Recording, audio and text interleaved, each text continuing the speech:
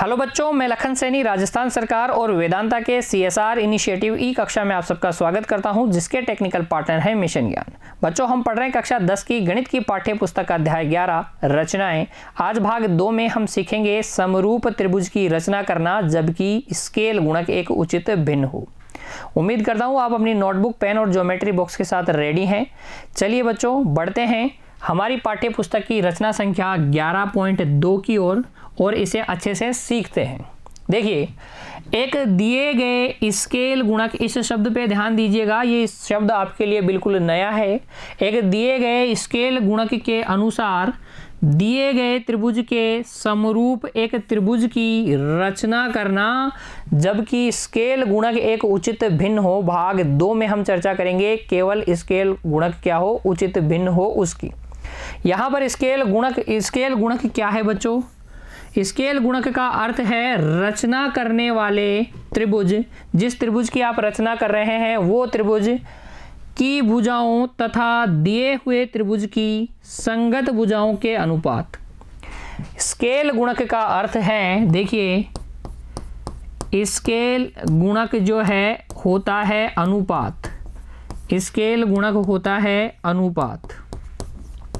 किनका अनुपात? ये अनुपात होता है रचना किए जाने वाले त्रिभुज की भुजाएं। रचना किए जाने वाले त्रिभुज की भुजाएं अनुपात दिए गए त्रिभुज की संगत भुजाएं। रचना किए जाने वाले त्रिभुज की भुजाएं और दिए गए त्रिभुज की भुजाओं के अनुपात को हम कहते हैं स्केल गुणक। हम रचना करने वाले हैं दिए गए त्रिभुज के समरूप त्रिभुज की, जबकि ये स्केल गुणक क्या हो, उचित भिन्न हो।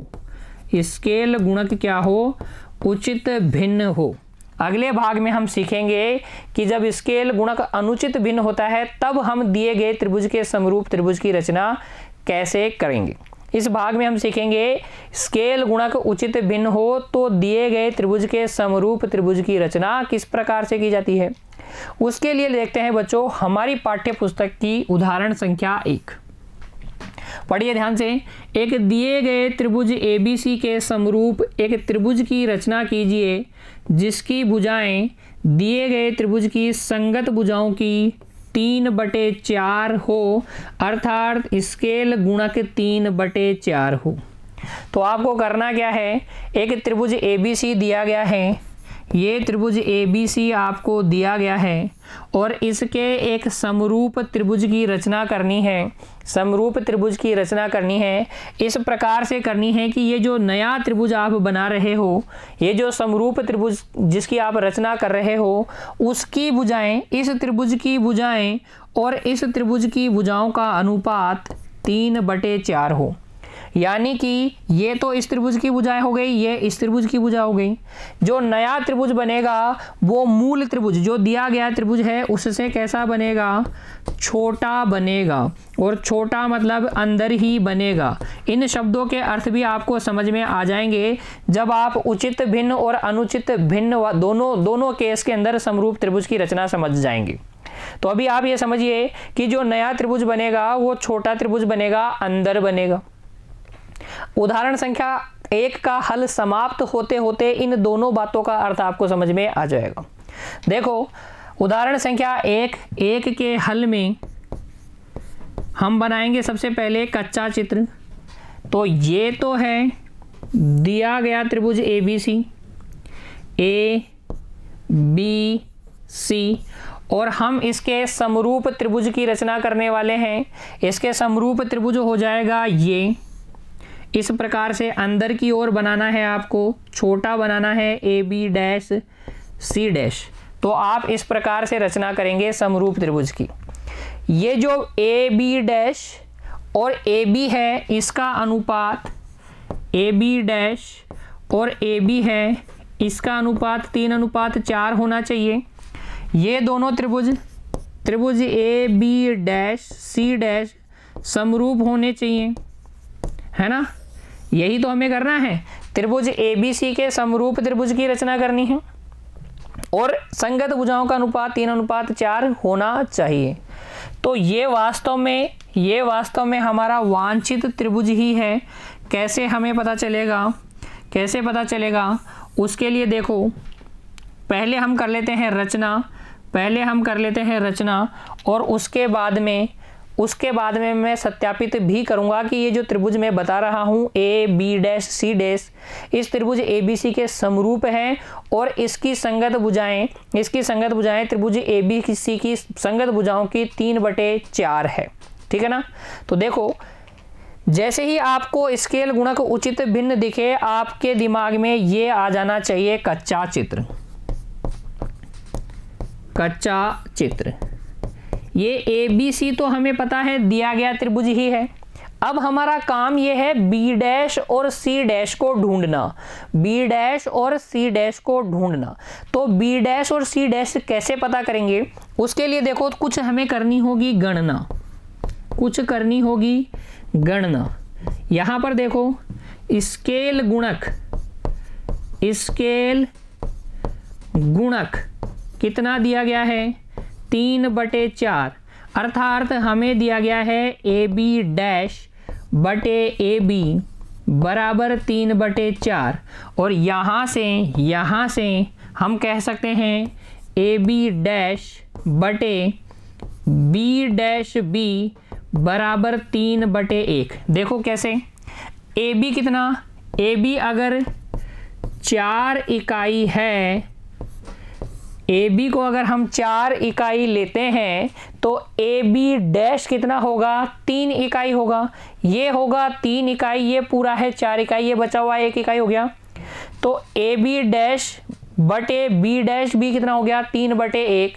यानी कि ये बी डैश एक ऐसा बिंदु है जो इस ए बी को 3:1 के अनुपात में, बी डैश ए बी को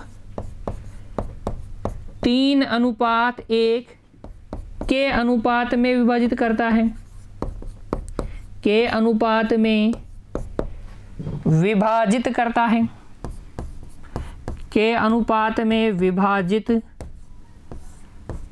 है,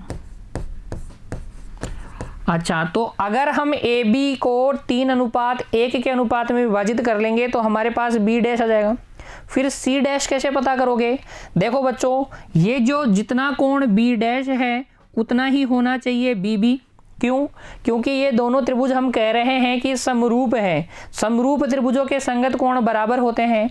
अच्छा, अगर ये दोनों कोण बराबर हैं, बच्चों, तो फिर ये और ये समांतर होनी चाहिए।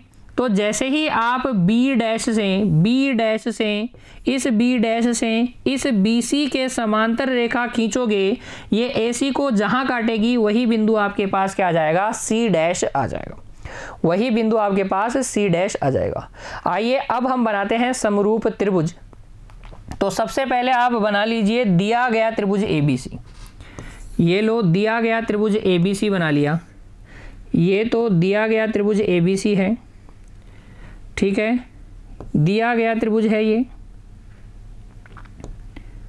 और इसके समरूप त्रिभुज की रचना हमें करनी है ABC। मेरे साथ साथ हल करेंगे बच्चों, मेरे साथ साथ रचना करेंगे, तभी आप सीखेंगे। हमारा पहला काम क्या है, बी डैश पता करना। कैसे पता करेंगे, ए बी को 3:1 के अनुपात में विभाजित करके। तो 3:1 के अनुपात में विभाजित करना है, इसलिए ए पर हमें बनाना होगा एक न्यून कोण।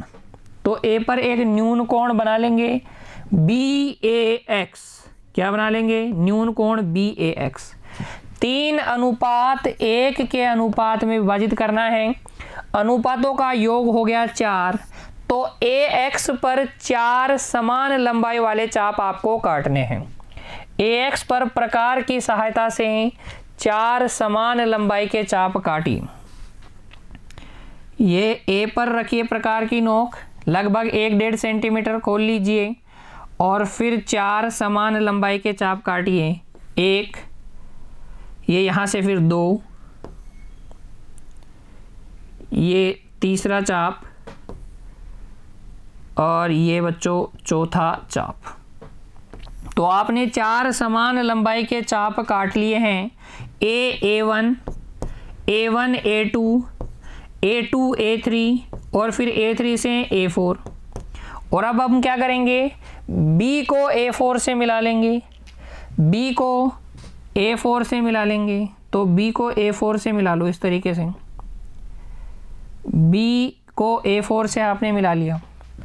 फिर 3:1 के अनुपात में विभाजित करना है, तो 3:1 के अनुपात में विभाजित करना है। तो A3 से इस BA4 के समांतर रेखा खींचेंगे, और समांतर रेखा खींचने के लिए आप A4 पर प्रकार की नोक को रखिए। मेरे साथ साथ रचना कीजिए बच्चों। किसी भी त्रिज्या का खोल लीजिए प्रकार को, और एक इस तरीके से चाप लगा दीजिए, और इतनी ही त्रिज्या का चाप आप A3 पर रखिए प्रकार को, और एक चाप और लगा दीजिए। ठीक है, इस A4 पे जो ये कोण बन रहा था इसको नापिए। देखो प्रकार की नोक यहाँ और पेंसिल की नोक यहाँ, इस पॉइंट पे इस कोण को नाप लिया हमने BA4A को, और ये इतना ओपन करके एक चाप काट दिया। जो A3 से हमने चाप काटा था ना, वहाँ पर ये दोनों चाप जहां पर प्रतिच्छेद कर रहे हैं इस बिंदु को, देखो इस वाले चाप, ये जो A3 से आपने चाप काटा था ये, और यहां से अभी जो हमने काटा है उसका प्रतिच्छेद बिंदु, ये A4 वाले से कोई मतलब नहीं है, इससे कोई मतलब नहीं है। इन दोनों प्रतिच्छेद बिंदुओं को मिलाते हुए आप एक रेखा खींच दीजिए इस प्रकार से, और ये जहां AB को मिले ये बिंदु आपके पास आ जाएगा B'। फिर अगला काम हमारा क्या है, इस B' से BC के समांतर रेखा खींचना। तो उसके लिए प्रकार की नोक को टिकाइए B पर, और एक किसी भी त्रिज्या का एक क्या खींच लीजिए, एक चाप काट लीजिए। इतनी ही त्रिज्या का एक चाप कहाँ पर काटिए, B' पर काटिए। तो ये B' पे काट दिया। जो कोण B था उसको नाप लिया प्रकार की सहायता से, इस प्रकार से देखिए बच्चों, इस प्रकार से नाप लिया, एक यहाँ पर और यहाँ पर, और ये यहाँ पर प्रकार की नोक को रखिए इस बिंदु पर, और एक चाप काट दीजिए। प्रतिच्छेद बिंदु को B' से मिलाते हुए एक रेखा खींच दीजिए। प्रतिच्छेद बिंदु को B' से मिलाते हुए एक रेखा खींच दीजिए। ये बिंदु आपके पास आ जाएगा C', और इस प्रकार से अभिष्ट त्रिभुज AB' C' आपके को मिल जाएगा। ठीक है, ये अभिष्ट जो त्रिभुज है, जो समरूप त्रिभुज आपको रचना करनी थी, वो आपको मिल गया है बच्चों। रचना के पद भी देख लेते हैं और फिर करेंगे सत्यापन। देखो रचना के पद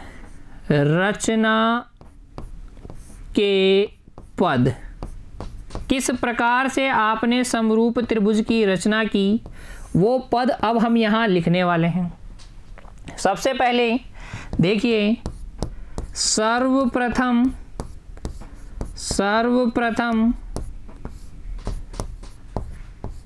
दिया गया त्रिभुज ABC बनाया। हमने सबसे पहले यही किया।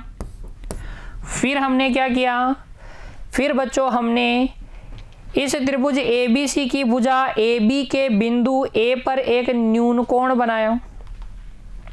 दूसरा काम, त्रिभुज ABC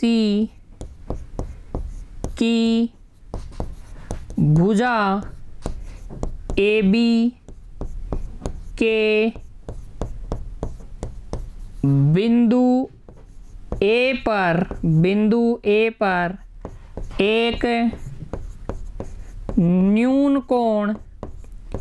न्यून कोण BAX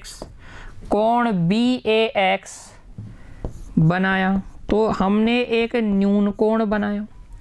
फिर हमने क्या किया था, इस न्यून कोण वाली भुजा AX पर 4 समान लंबाई के चाप काटे थे। तो हम कहेंगे अगला बिंदु AX पर 4 समान लंबाई के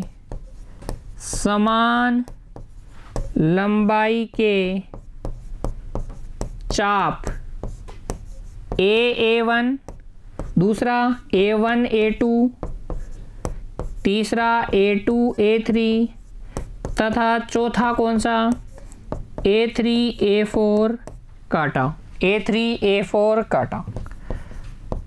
फिर हमने क्या किया, BA4 खींचा। हमने क्या किया था, ये BA4 ही तो खींचा था, तो फिर हमने BA4 खींचा, BA4 खींचा तथा A3 से BA4 के समांतर रेखा खींची, समांतर रेखा खींची। ठीक है, हमने BA4 खींचा और A3 से इस BA4 के समांतर रेखा खींची।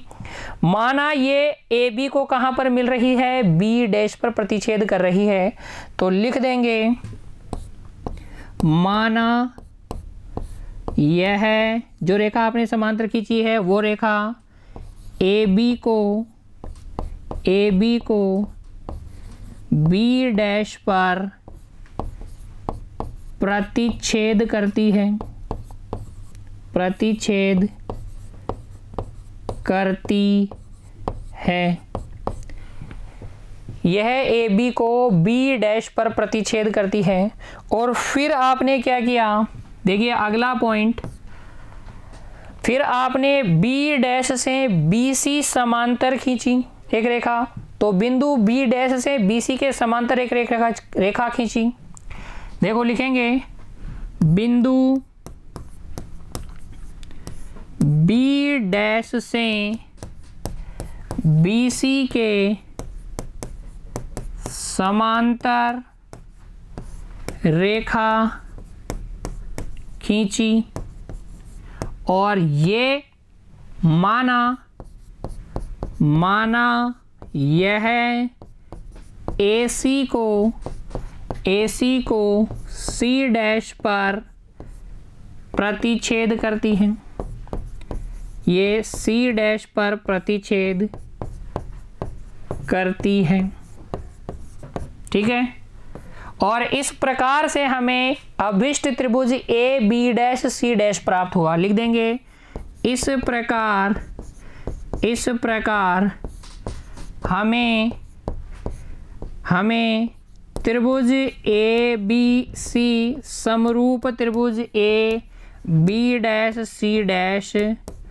प्राप्त होता है, जो कि हमारा अभिष्ट त्रिभुज है, जो कि हमारा क्या है, अभिष्ट त्रिभुज है। देखो यहाँ से वापस से देखो, जो त्रिभुज ABC आपको दिया गया है, सबसे पहले आपने वो बनाया। इस त्रिभुज ABC की भुजा AB के बिंदु A पर आपने एक न्यून कोण बनाया ताकि आप AB का विभाजन कर सकें। 3:1 के अनुपात में क्यों विभाजित कर रहे हैं, क्योंकि स्केल गुणक एक उचित भिन्न है, और उचित भिन्न होने का मतलब यह है जो नया त्रिभुज बनेगा वो छोटा त्रिभुज होगा दिए गए त्रिभुज से, और अगर छोटा है तो इसकी 3 भुजा, उसकी 4 भुजा, दिए गए वाले की भुजा 4 इकाई की, तो जो आपको बनाना है उसकी भुजा 3 इकाई की। और अनुपात क्या आ जाएगा, ये जो नया त्रिभुज है B' C', इसका बिंदु ये B' होगा, ये इस त्रिभुज ABC की भुजा को 3:1 के अनुपात में विभाजित करेगा।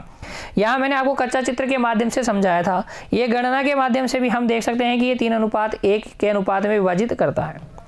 तो B' आपको मिल जाएगा। B' मिलने के बाद में आप BC के समांतर रेखा खींच देंगे, इससे C' मिल जाएगा। AB' C' हमारा क्या होगा, अभिष्ट त्रिभुज होगा, जो कि क्या है, दिए गए त्रिभुज के समरूप हैं और जिसकी भुजाएं दिए गए त्रिभुज की भुजाओं की 3/4 है। आइए बच्चों सत्यापन और करके दिखा देता हूं आपको। देखो सत्यापन, रचना के पदों के बाद में आप करेंगे सत्यापन, अपनी रचना का सत्यापन करते हैं। तो यहां पर आपको दो त्रिभुज दिख रहे हैं, त्रिभुज A B dash C dash तथा त्रिभुज ए बी सी। तो इन दोनों में देखो, त्रिभुज A B dash C dash तथा त्रिभुज ए बी सी में कोण ए बराबर है कोण ए के, क्योंकि ये दोनों त्रिभुजों में क्या है, उभयनिष्ठ है। दोनों त्रिभुजों में क्या है, उभयनिष्ठ है। इसका कोण बी डैश इसके कोण बी के बराबर है, क्योंकि हमने रचना ही ऐसे की है। अरे रचना ही तो हमने ऐसे ही तो की थी, जितना कोण ये था उतना ही तो माप के ये बनाया था, तो ये दोनों कोण बराबर हैं। दोनों त्रिभुजों में दो कोण बराबर हैं। इसका मतलब ए समरूपता के नियम से, समरूपता के नियम से ये त्रिभुज A B dash C dash समरूप है त्रिभुज ए बी सी के। तो ये समरूप तो है। अब सिर्फ हमें ये सत्यापित करना है कि इस नए रचना किए गए त्रिभुज की भुजाएं दिए गए त्रिभुज की भुजाओं की 3/4 हैं। अतः क्योंकि ये समरूप है, इसलिए A B dash upon A B बराबर होगा बी डैश सी डैश बटे बी सी बराबर होगा ए सी डैश बटे ए सी। और ये बराबर देखो कितना होगा, ए बी डैश कितना है 3 और ए बी कितना है 4, ए बी कितना है 4। Hence verified, hence proof. इस प्रकार से आप अपनी रचना को सिद्ध भी कर सकते हैं। आपने जो त्रिभुज बनाया है वो त्रिभुज ए बी सी के समरूप है, और इनकी जो त्रिभुज A B dash C dash है, इसकी भुजाएं दिए गए त्रिभुज ए बी सी की भुजाओं की 3/4 गुनी हैं। आ गई बात समझ में? तो बच्चों आज हमने सीखी रचना संख्या 11.2, एक समरूप त्रिभुज की रचना करना, दिए गए त्रिभुज के समरूप त्रिभुज की रचना करना, जबकि स्केल गुणक क्या हो, एक उचित भिन्न हो। बच्चों आ गई बात आपको समझ में? उम्मीद करता हूं हर एक बात आपने मेरे साथ साथ हल की है, लिखी है बच्चों, समझी है। अब आप इसका अभ्यास करेंगे। मिलते हैं अगली कक्षा में, तब तक के लिए पढ़ते रहिए, खुश रहिए बच्चों। धन्यवाद।